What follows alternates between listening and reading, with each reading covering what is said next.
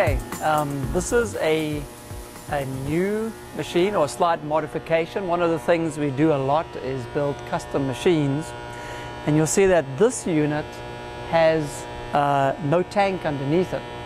It's the same structure and design as any of our other machines. This is an 813, but this particular customer wanted to be able to move the entire tank in and out from underneath the machine and be able to load their parts or do whatever they want to do completely separate.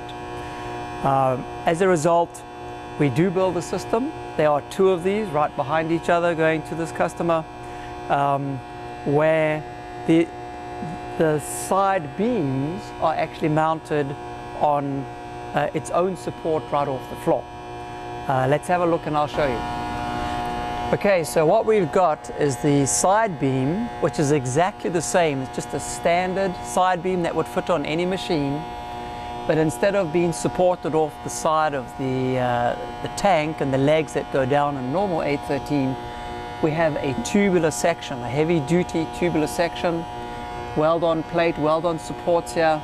What's interesting is this entire tubular section was made with a water jet that never ever left our facility other than for powder coating, and all machining, everything was done by taking the grates out of the water jet and doing all the cutting.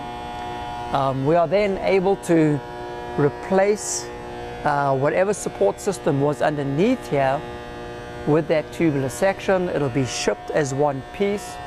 You can see that because of the way the cable track is here, this is a ZXA system.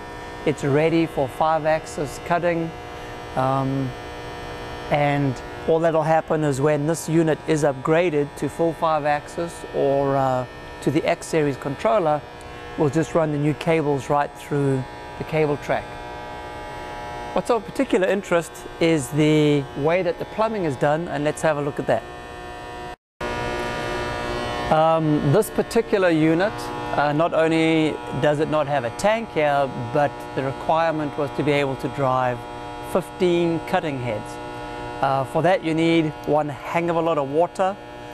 This will all be a lot of high pressure water coming through, coming along. It'll actually come off whips from the ceiling. It'll come through this maze of valves and fittings, come back along 3 9/16 tubes, and then be split back up to the heads on the other side. We'll have multiple ability to run a lot of solenoids, switch everything on and off. And again, this is on a standard crossbeam. This is the same crossbeam that would go on any machine that we build, and that's what's exciting about WaterJet. When we say WaterJet, not just a water jet, what we really mean is just that. In this case, this is a water jet that's got 15 cutting heads that has a specific function and is just expandable as the customer wishes to grow. Okay, coming around the front of the machine, we have multiple whips coming through, all terminating in a hand valve. From here, it'll go out through to the cutting heads themselves. The ability to switch on multiple solenoids and control everything on each head, as you can see coming through here, and yet the flexibility to move this any way you like is just amazing. The reason we can do this is because I can grab this, it's obviously not tightened down, and with 8 bearings on the back of each C carriage, each bearing capable of 1,000 kilogram capacity, we can still put a lot more stuff on here if we needed to. Okay, so this one moves, but this one doesn't, and you can see it's pretty beefy. So these are still sliding, and they would not be the master. Here's the master, that's what's locked down. I challenge anyone to come and grab this thing and shake it.